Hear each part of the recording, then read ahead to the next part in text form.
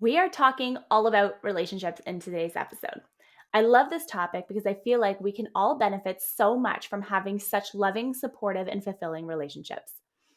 The truth of the matter is, we don't always find ourselves in those types of relationships, whether it be friendships or romantic relationships, siblings, parents, you name it. It might not always be the relationship that we were hoping to have with that particular person. So, I wanted to talk about this today because I think it's really important to see if there are any gaps in our ways of thinking that we could take and shift our perspectives around in order to have those more fulfilling, honest, open, and present relationships. You might be thinking, what makes me the person to even remotely talk about relationships? I'll tell you this. I think it's really important to talk about relationships because our relationships are so ingrained in how we live our lives every day. It really impacts our overall happiness, our fulfillment, our joy. And it's not because we have to put all of our eggs in one basket and all of our joy and happiness in a relationship.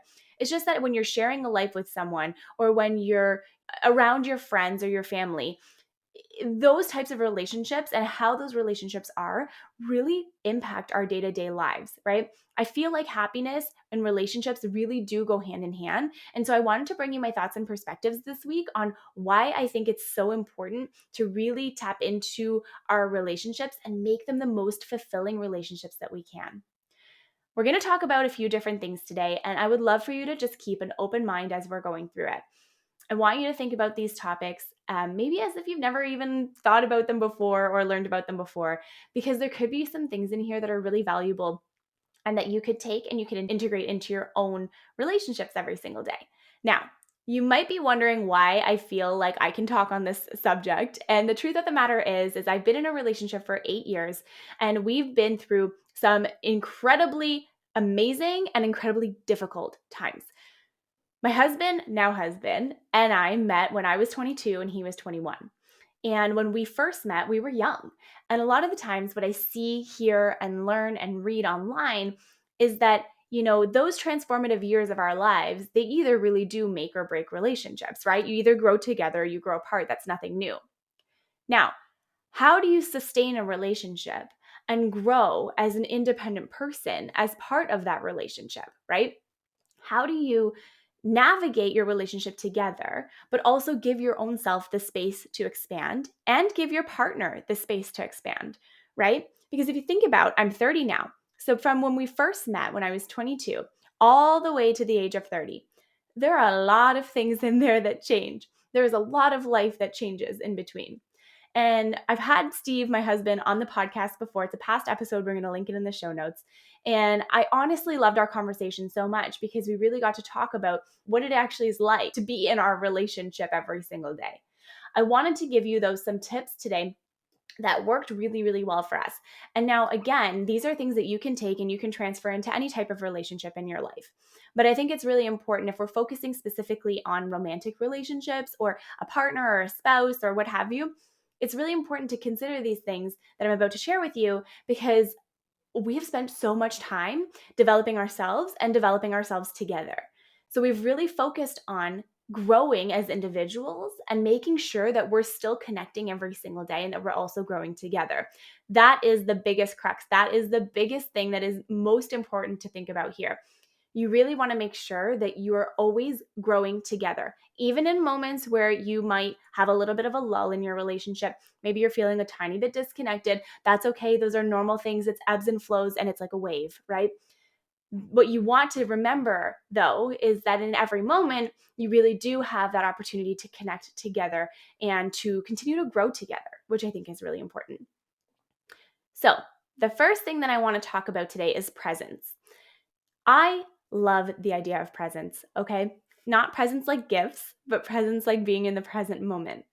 This is actually my word for 2022 as well, is presence, which for me signifies slowing down, taking time to breathe, space to recalibrate and to really, move forward and move through with a lot more intention and in a really thoughtful way. So when I talk about presence in the form of a relationship, you really want to be mindful of being present for the person who is sitting in front of you. I'll give you an example of a time where I have not been present, especially lately, because I've been very busy in my business, making sure that all of the pieces are always floating and that every single moment is no balls are dropping, essentially. This takes away from my ability to be present in my relationship because I'm always worried about what's going to happen next. I'm always trying to stay ahead of everything that's going on. And then it takes me out of that present moment, which is why I've made this whole year my word of the year, presence, because I want to remind myself in every moment to stop and to slow down. So if I take this and look at it through the lens of a relationship, I really want you to think about, how are you being present with your spouse, your significant other, your friends, your relationships, anything? Are you sitting and being intentional with how you are listening to someone? Are you hearing how they feel? Are you asking about their day, right? Are you putting that intention into being present with your spouse? Are you sitting on the couch after a long day? Maybe you guys are watching a show together. Are you sitting on the couch and each of you on your phone? Maybe you're on TikTok, maybe you're on Instagram, scrolling social media, and just not giving yourselves any space at all to find that connection and to find that presence with each other. I think the more that we can bring ourselves back to the present moment, we really give ourselves an opportunity to tap into a different type of conversation. We can learn something new about our significant other.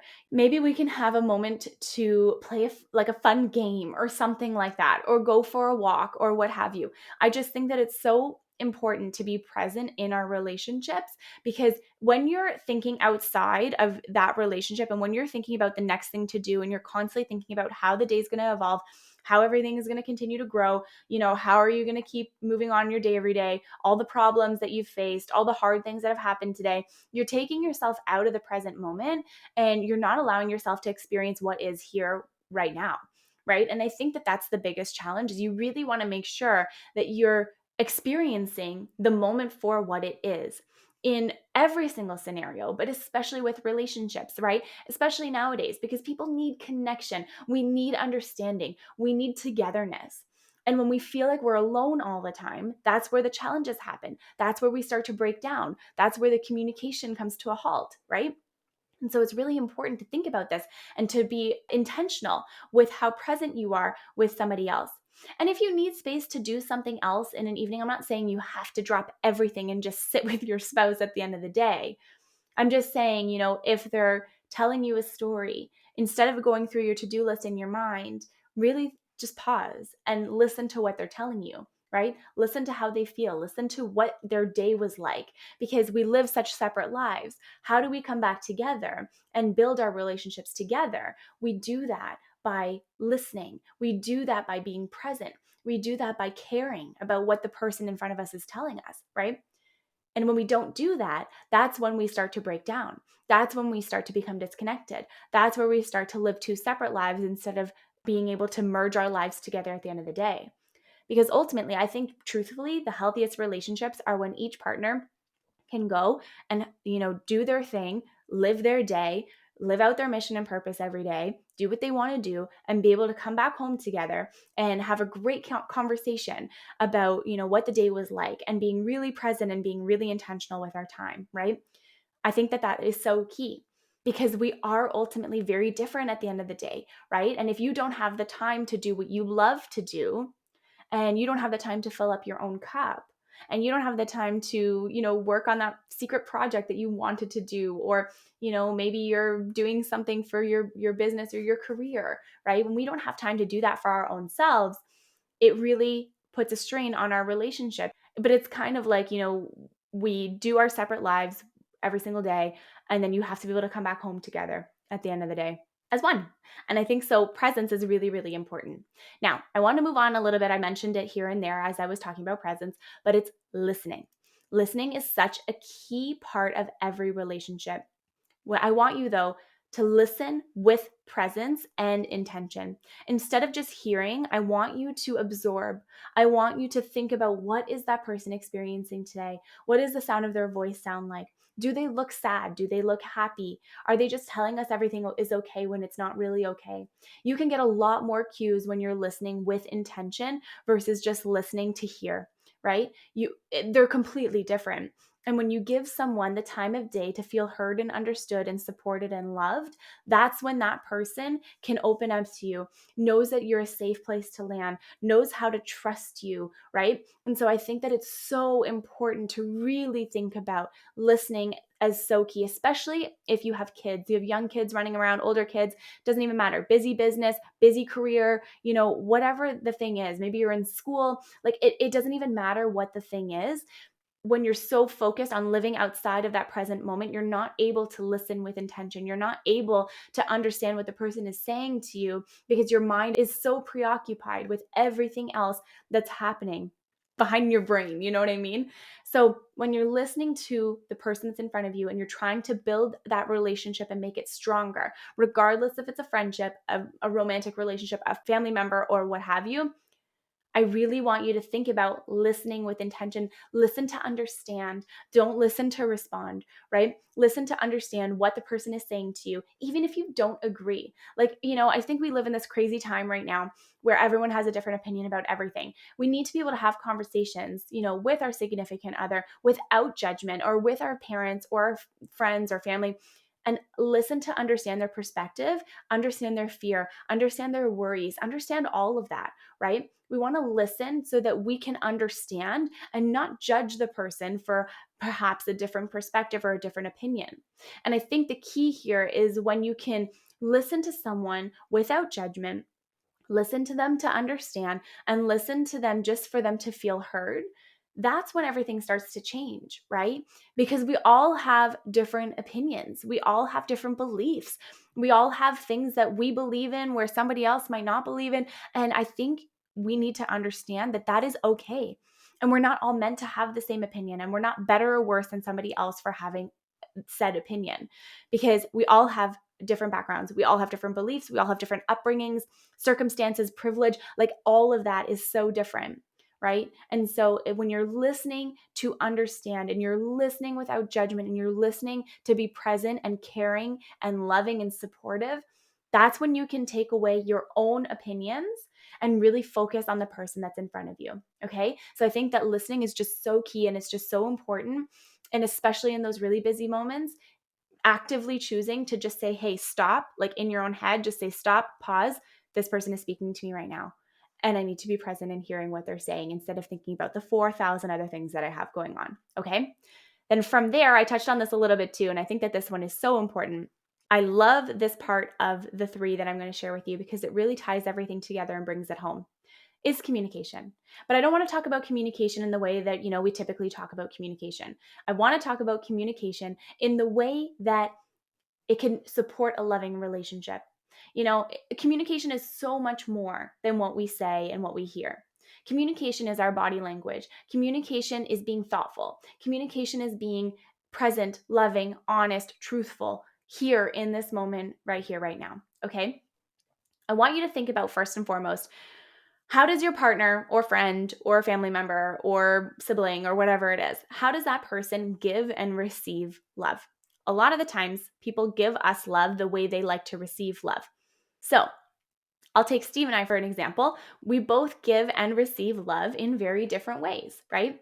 I prefer like words of affirmation and, he prefers acts of service. That's just who we are, right? And that's okay. But I think that being able to understand how your partner or whoever it is gives or receives love is so key in being able to have those really honest conversations that really build up and create that, happier relationship that has more presence, that has more intention, and that has more love in it, right? Because when you're listening and when you're being present, you're able to communicate more effectively. You're able to really think about what is that person on the other side? How are they receiving what I'm saying to them, right?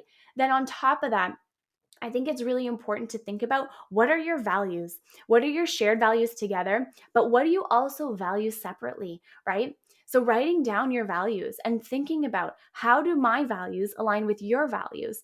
Do we see things on the same level? Do we value money the same way, right? Like, do we value quality time the same way? Do we value stuff the same way? All of these different areas, we all have such different opinions in. So how do we start to build those better relationships and strengthen our relationships? It's really thinking about, how do we, on a basic human level, like, what are our values to begin with? And when you can take your values, pair them with your partner's values, bring them together, then you can see, oh, partner A values money, partner B values stuff. Different, similar, kind of, but still very different. And it will change the way that people see things, and it'll change the way that you start to see things, because it allows you to communicate through their lens as well. So you're seeing your own thoughts and beliefs and patterns, but then you're also seeing their thoughts and beliefs and patterns. And I think that that is just so key to understanding why and how someone operates and functions, right? So anyways, I encourage you to think about this in terms of communication. I really, really, really want you to put that presence and that intention and listen when you're communicating with somebody else. This is how you will build stronger relationships, because you're able to bring your ego down and you're able to bring your presence up, and you're not being stuck in your own beliefs without being able to see somebody else's. That is so key. You need to be able to understand someone else's perspective without judgment if you want a relationship to work, because otherwise we just go through our life thinking that we're the only ones that are right? And you can't live like that. You really have to see how somebody else could see something in a completely different way.